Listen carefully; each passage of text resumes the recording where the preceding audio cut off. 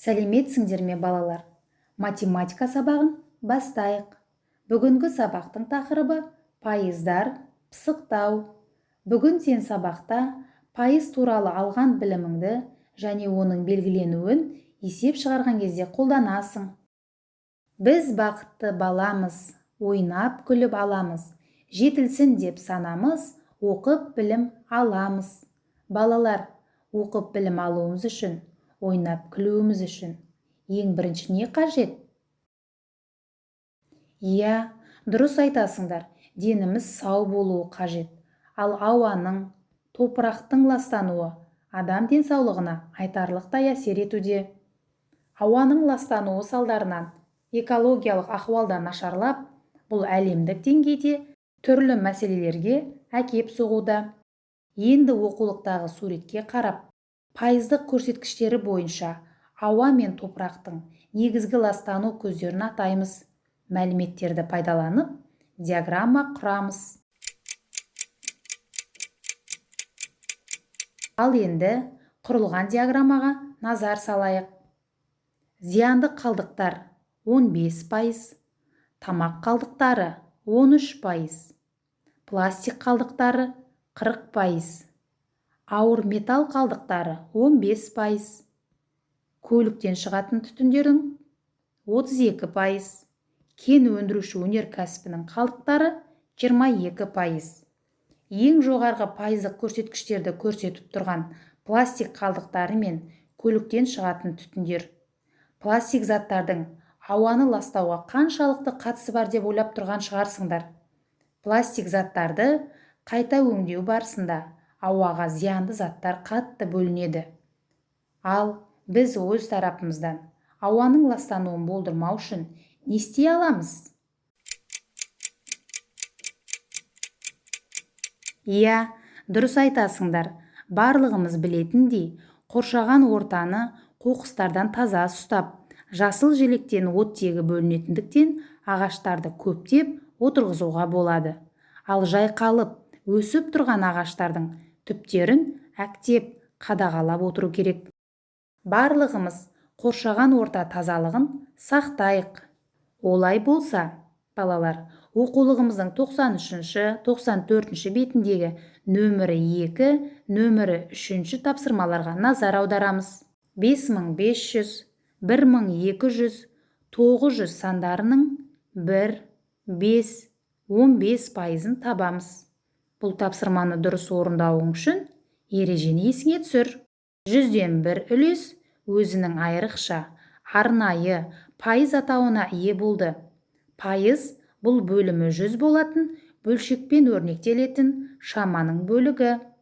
100-ден 1 үлес 1%-ға тең. Балалар, дұрыс жауабымен тексеріп көрейік.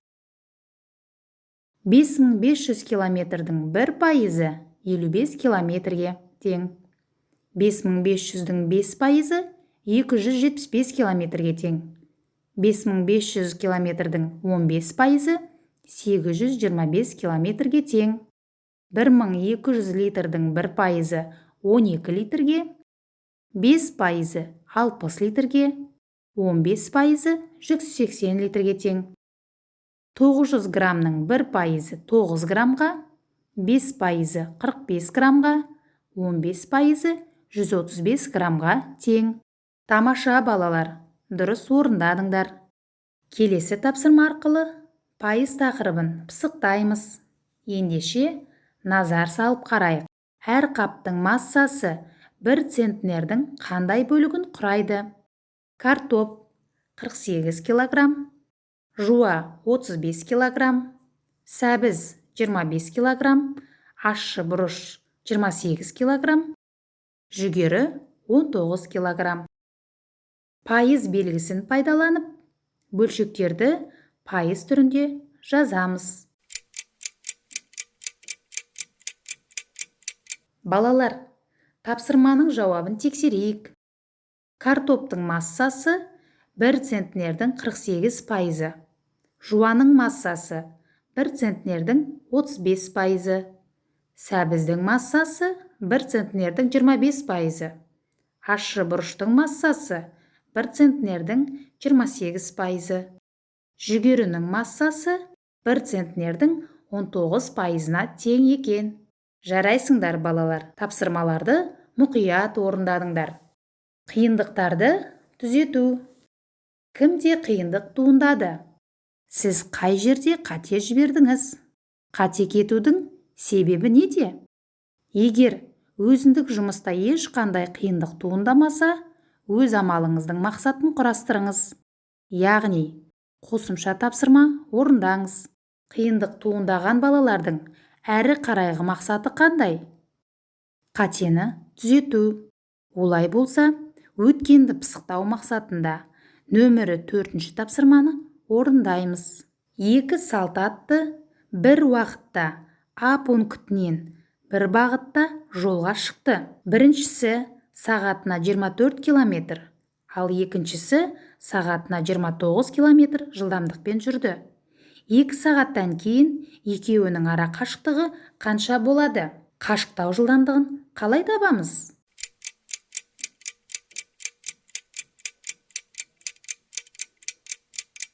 Дұрыс айтасыңдар балалар.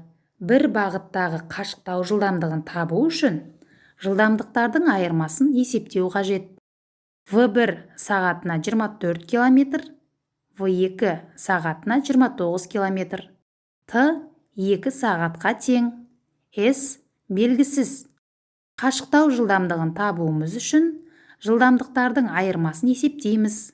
Яғни 29 бен 24-тің айырмасы 5-ке тең. Шыққан мәнді уақытқа көбейтеміз.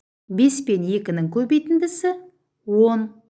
С тең 10 километр. 2 салт аттының 2 сағаттан кейінгі ара қашықтығы 10 километр болды. Жарайсыңдар балалар, өте тамаша орындадыңдар. Балалар, қателіктерді түзету үшін оқулықтағы 6-шы тапсырманы орындаймыз. 1 килограмм картоп мамыр айында 200 теңге. Маусым айында оның бағасы 30 пайызға төмендеді. Мамыр мен маусым айларындағы баға бойынша 3 килограмм картоптың құнында қандай айырмашылық бар? Баға қаншалықты төмендеді? Жаңа бағасы қанша теңге болды?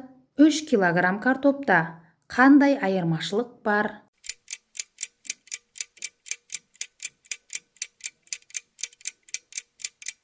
Балалар, енді өз жауабымызды дұрыс жауаппен тексерейік.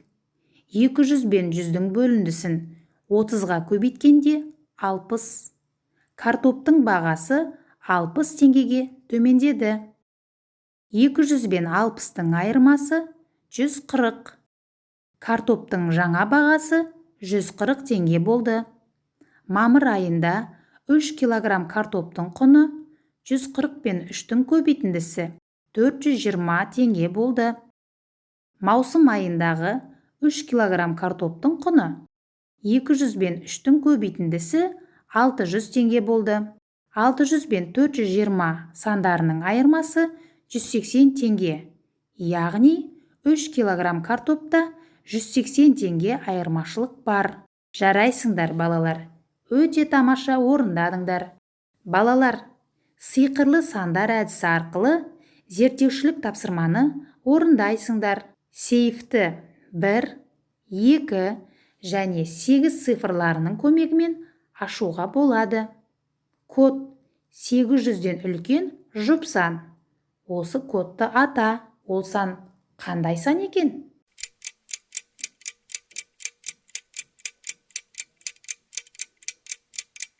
Шешуі 1, 2 және 8 цифрлары арқылы мынандай 3 таңбалы сандар жазуға болады.